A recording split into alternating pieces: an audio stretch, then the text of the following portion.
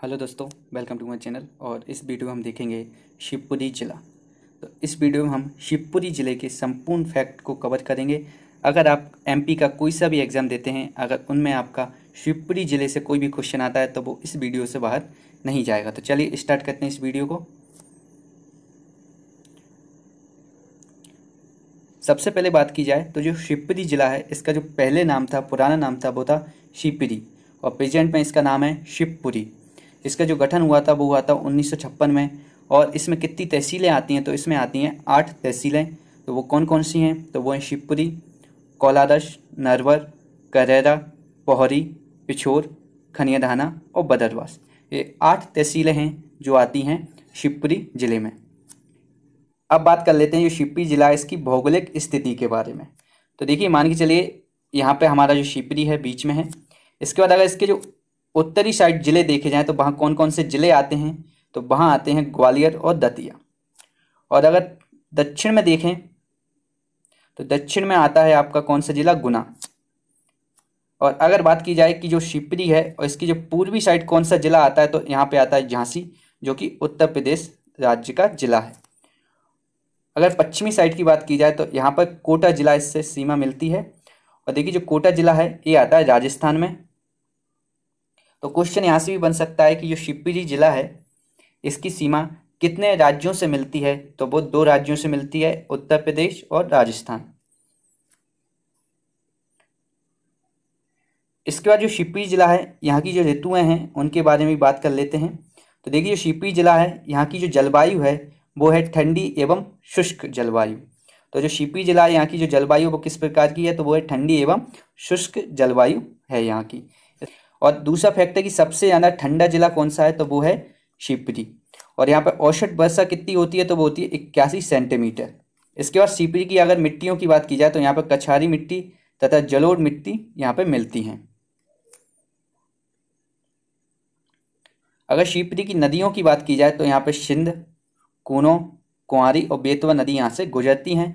इसमें से देखिए, जो कूनो और कुंवारी नदियाँ हैं ये शिवपुरी के पठार से ही निकलती हैं। ठीक है, तो जो कूनो और कुंवारी हैं इनका जो उद्गम होता है वो होता है शिवपुरी के पठार से।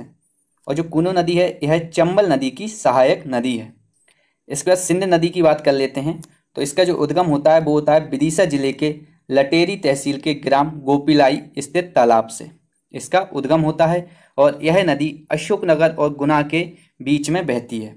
मतलब अशोकनगर और गुना को विभाजन करती है, उनकी सीमा रेखा पर यह नदी बहती है। इसके बाद जो सिंध नदी है इसकी जो सहायक नदियां हैं वो हैं पार्वती और महूर।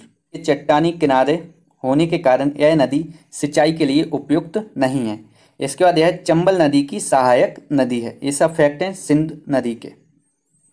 इसके बाद सिंचाई की बात की जाए या परियोजना की बात की जाए तो मुख्यमंत्री शिवराज सिंह चौहान ने 30 जुलाई 2018 को शिवपुरी में लघु और मध्यम सिंचाई परियोजनाएं शुरू की हैं। अगर वन एवं वन्य जीव की बात की जाए तो यहाँ पे जो आरक्षित क्षेत्र हैं वो हैं 3435 वर्ग किलोमीटर। और यहाँ पे पेड़ों की कौन कौन सी प्रजाति पाई जाती हैं? तो यहाँ पे खैर, करथाई, तेंदू और महुआ। और जो वन क्षेत्रों में उष्णकटिबंधीय शुष्क पर्णपाती और कटीले वन पाए जाते हैं। तो देखिए, जो शिवपुरी जिला है यहाँ पे वनों के किस कौन से प्रकार पाए जाते हैं? तो उष्णकटिबंधीय शुष्क पर्णपाती और कटीले वन यहाँ पे पाए जाते हैं। तो यहाँ पे एक राष्ट्रीय उद्यान है, माधव राष्ट्रीय उद्यान। इसकी स्थापना हुई थी 1958 में। और इसी राष्ट्रीय उद्यान के अंदर से गुजरता है नेशनल हाईवे 3। और इसका जो क्षेत्रफल है वो है 375 वर्ग किलोमीटर। यहाँ पर एक अभ्यारण्य भी है, करहरा वन्यजीव अभ्यारण्य। और देखिए, जो करहरा वन्यजीव अभ्यारण्य है ये शिवपुरी जिले के करहरा तहसील में स्थित है। और यहाँ पर शौन चिड़ैया संरक्षण किया जाता है। इसकी जो स्थापना हुई थी वो हुई थी 1981 में। और इसी में आईटीबीपी की छावनी है। अगर यहाँ पे खनिजों की बात की जाए तो यहाँ पर कुछ मात्रा में शीशा और डायस्पोर पाया जाता है। अगर कृषि की बात की जाए तो यहाँ पर सोयाबीन, चना और गेहूं का उत्पादन होता है। और टमाटर उत्पादन में राज्य में प्रथम स्थान पर है शिवपुरी। और अगर पशुपालन की बात की जाए तो गोपाल पुरस्कार प्रतियोगिता का आयोजन किया जाता है शिवपुरी में। अगर औद्योगिक क्षेत्र की बात की जाए तो शिवपुरी में सीमेंट उद्योग की स्थापना 1986 में की गई थी। और खैर की लकड़ी से कत्था बनाने का उद्योग भी शिवपुरी में स्थापित है। और शिवपुरी के कोलारस और पोहरी तहसील में सेरीकल्चर का कार्य किया जाता है। देखिए, सेरीकल्चर मतलब होता है कि जो रेशम के कीड़े होते हैं उनसे रेशम का उत्पादन किया जाता है। यहाँ की शिक्षा की बात की जाए तो यहाँ पे जो साक्षरता दर है वो है 62.5%, जो कि 52 जिलों में 42वें स्थान पर यह जिला आता है। लिंग अनुपात की बात की जाए तो यहाँ पे 877 लिंग अनुपात है, मतलब 1000 पुरुषों पर 877 महिलाएं हैं। और यह राज्य में 46वां स्थान पर आता है।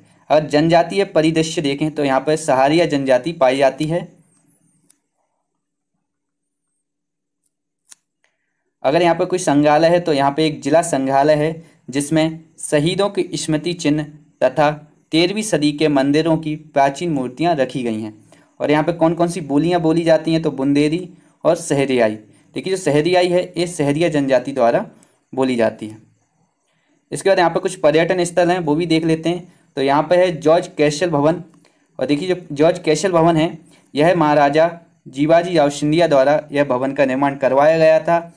और कब निर्माण किया था तो 1911 में। तो देखिए, 1911 में तत्कालीन इंग्लैंड के राजा जॉर्ज पंचम के लिए इस भवन का निर्माण करवाया गया था। इसके बाद दूसरा पर्यटन स्थल है माधव विलास पैलेस। देखिए, जो माधव विलास पैलेस है यह सिंधिया राजाओं का ग्रीष्मकालीन महल था, लेकिन अब इसे इंटेलिजेंस ब्यूरो के प्रशिक्षण केंद्र में बदल दिया गया है, मतलब आईबी के प्रशिक्षण केंद्र में। शिवपुरी में ही नरवर का किला है जिसका निर्माण कछवाहा वंश के राजा नल ने करवाया था। और यह हजीरा पहाड़ के पास स्थित है। और इसके पास से ही अहिर नदी निकलती है और सिंध नदी गुजरती है। ये दोनों जो नदियाँ ये गुजरती हैं नरवर के किले के पास से। और जो सिंध नदी है इसी पर आगे जाके बना हुआ है मणिखेरा डैम।